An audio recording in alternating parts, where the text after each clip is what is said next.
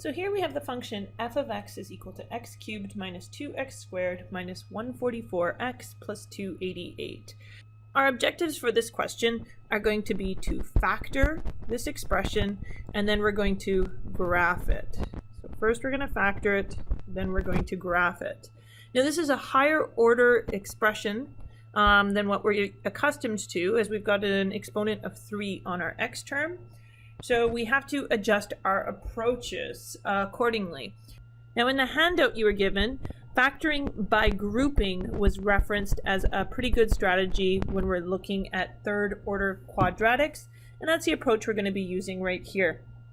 So when I'm factoring by grouping, I'm essentially going to group off the terms. So I have a pair here and a pair here. Next thing I'm going to do is I'm going to look to see if I can establish a pattern in the coefficients.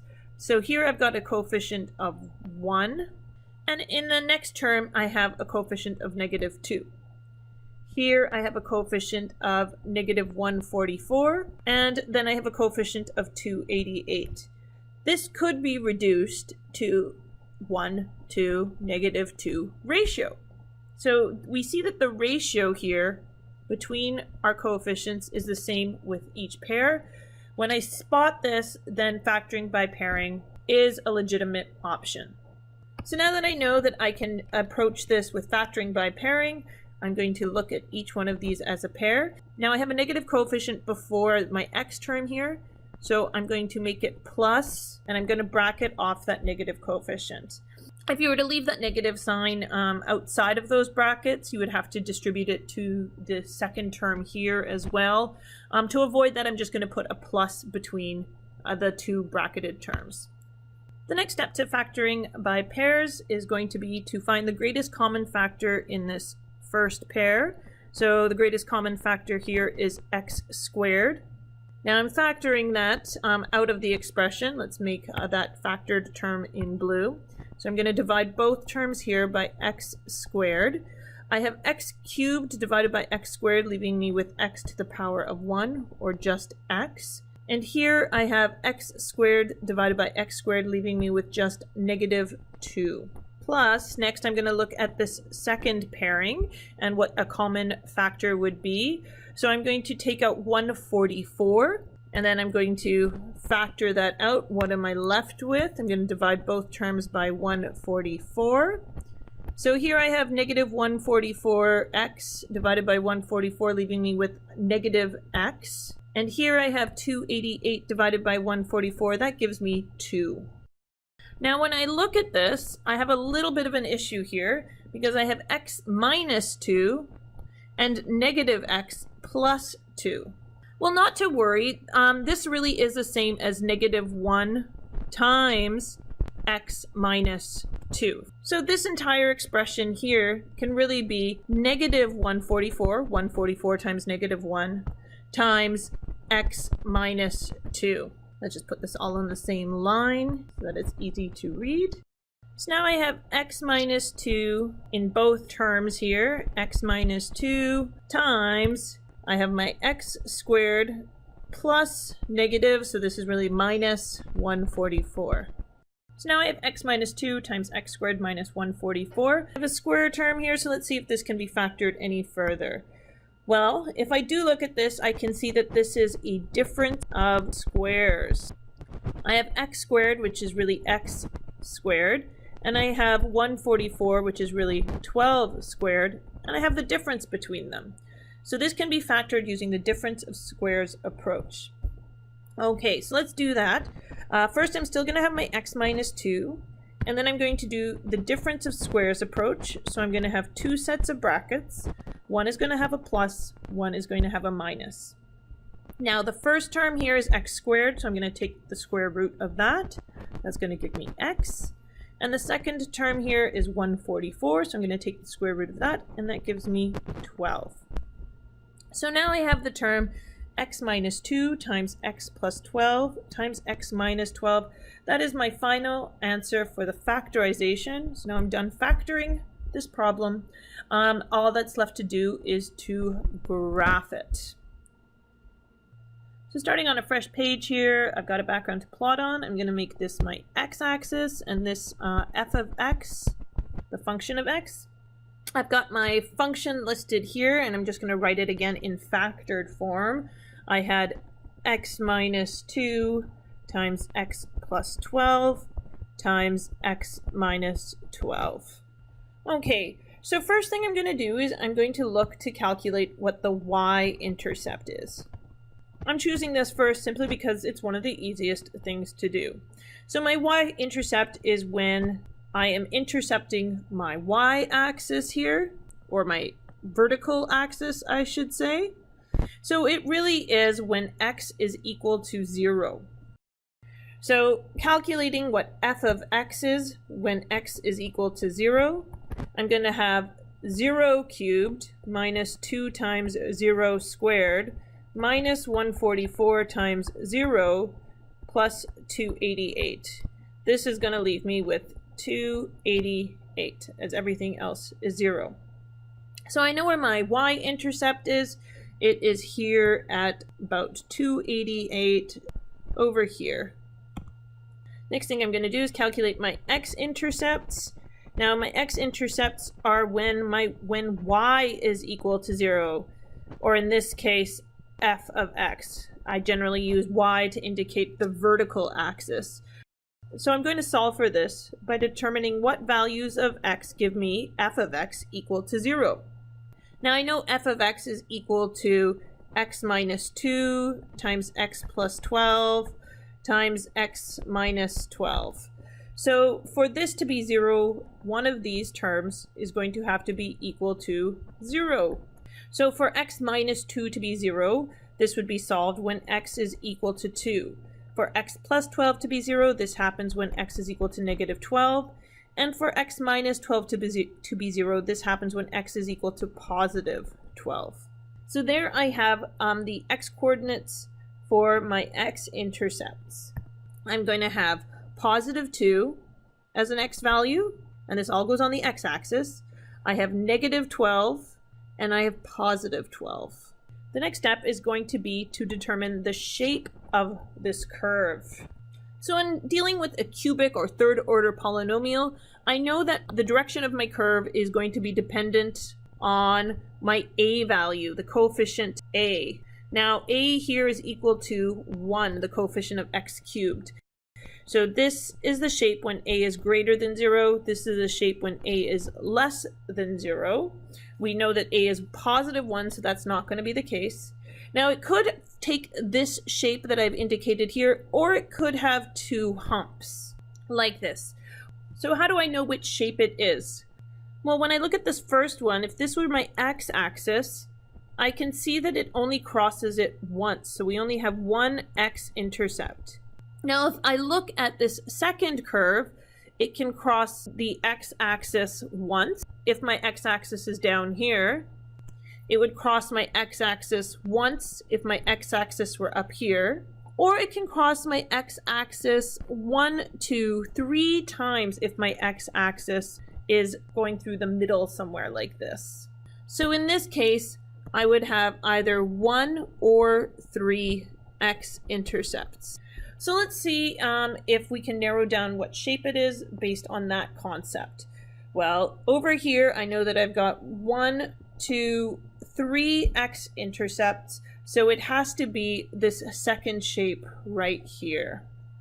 And a reminder that because my a, that coefficient of 1 is positive, I know that I'm going to start off with an upward incline and end with an upward incline. So now I've got a rough idea of the shape. I know I'm going to start going upward through the first x-intercept. My second x-intercepts are on the positive x value, so I'm going to go through the y-intercept first, go through that x-intercept, and then come back up to end with a positive slope again. Now this is just a rough schematic. What am I missing here? Well, there's a couple of important points to make this a more accurate depiction. First of all, I need to figure out how high and how low this local max and this local min go to. And also to make this a better depiction, I can maybe calculate the values at the end here at negative 14 and positive 14. So that brings us to the next step, calculating our vertices, the maxes and the mins. Calculating the vertices is a bit trickier than with the quadratics that we had in Module 3, where we just looked at the midway point between the two x-intercepts. That can't be done here. It's not going to be at the midway point between the two x-intercepts. Instead, what we're going to have to do is we're going to have to look at the characteristics of this curve. So when I look at this, I can see that I've got an upward slope, a positive slope here, a negative slope here, another positive slope over here. And at the max and the min, I have essentially flatness happening. This is where the slope is equal to 0. Same thing here at the min. My slope is equal to 0. So to be able to calculate where these vertices are, where this max and this min are, I'm going to have to be able to determine where the slope is equal to 0 and make that calculation. For that, I'm going to need the slope equation, which you're not equipped to be able to derive yourself yet. You're going to go through my calculus class to do that. But for now, I'm going to give that to you. Here's the slope equation. I have 3x squared minus 4x minus 144. So now I need to calculate where this slope is equal to 0. And that's going to tell me where my max and my min values are, where the x-coordinate is for those max and that min values, to be more accurate. So this expression that I'm looking at here is a quadratic. I can figure out where a quadratic is equal to 0 by using the quadratic equation. So I'm going to use x is equal to negative b plus or minus b squared minus 4ac all square rooted over 2a. Now I could have figured out where this quadratic was equal to 0 by doing some factoring instead, but this isn't a simple quadratic, so I'm going straight to the quadratic formula. Okay, so to use this quadratic formula, I need to identify my a, my b, and my c values, which are 3, -4, and -144 respectively. So substituting that into this equation, I get negative b, negative times -4 gives me +4, plus or minus, in that square root, I'm going to have my b squared, so I'm going to have -4 squared, minus 4 times my a value of 3, times my c value of -144. All square rooted, divided by 2 times my a term of 3.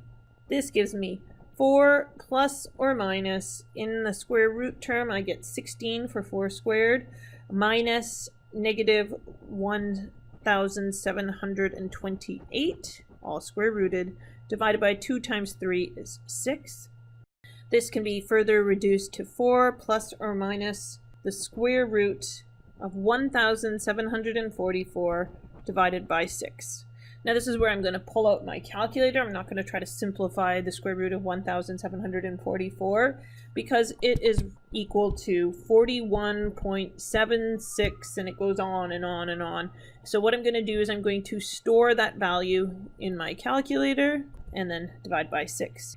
Now I'm going to have two x values where this slope equation is equal to 0. One where I have 4 plus 41.76 divided by 6. And that gives me, let's raise this up a little bit, 7.6269. Now I like to store this term as well because I'm going to use it later on. And then I also have x is equal to 4 minus 41.76 divided by 6. And that is going to give me negative 6.2935, and I'm going to store that as well. Now I know where my slopes are going to be equal to 0. One is going to be where I have about 7.629, so somewhere right about here, 7.629, and negative 6.2935, somewhere right about here. But now I need to know how high or how low my curve goes at those points, and that I have to calculate the corresponding f of x value.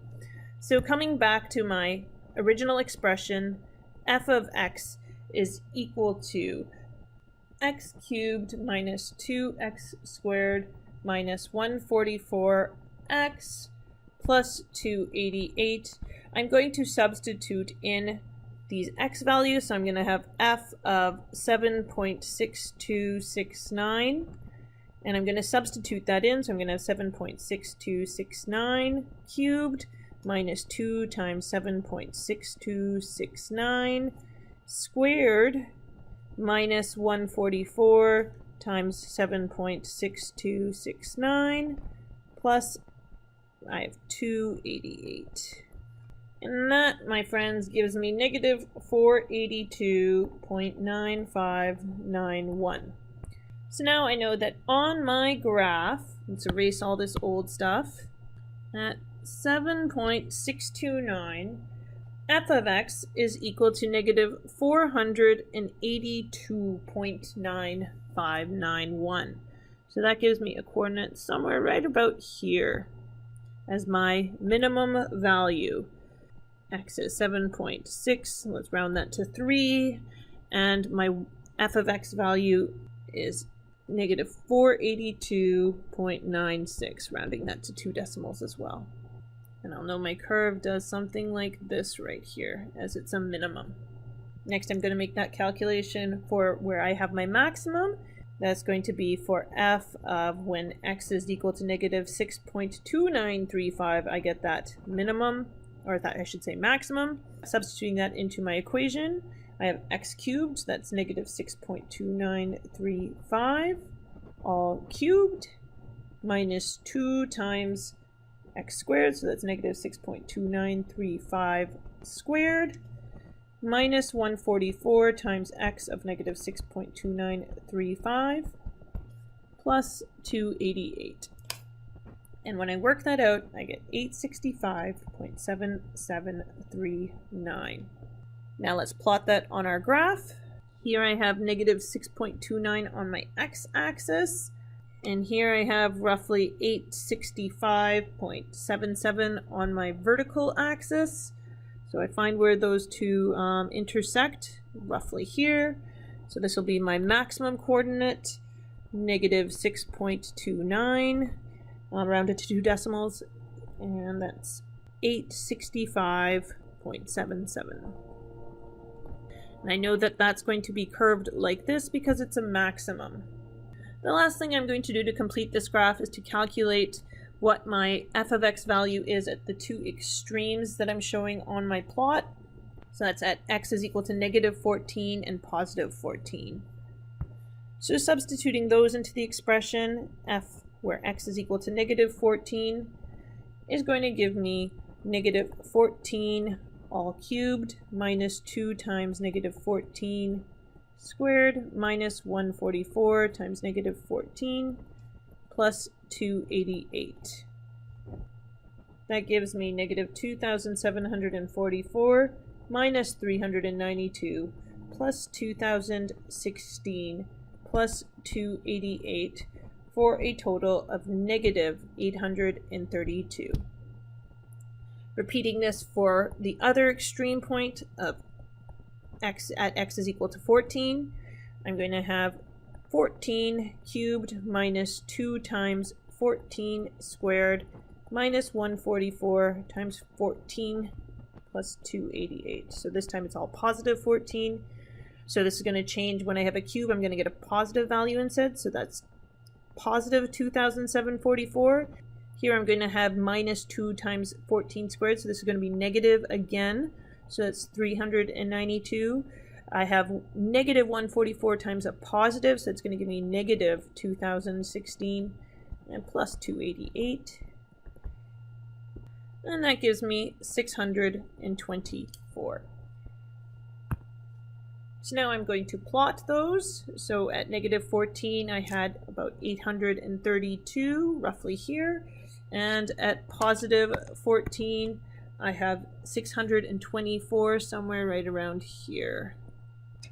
So now it's a game of connect the dots. So I'm going to just connect those. Pardon me, I am terrible at freehand. And this curve continues on in both directions, so it'll go further negative on the left hand side and further positive on the right hand side. So I drew in the arrows. And there we go. We've graphed our cubic function.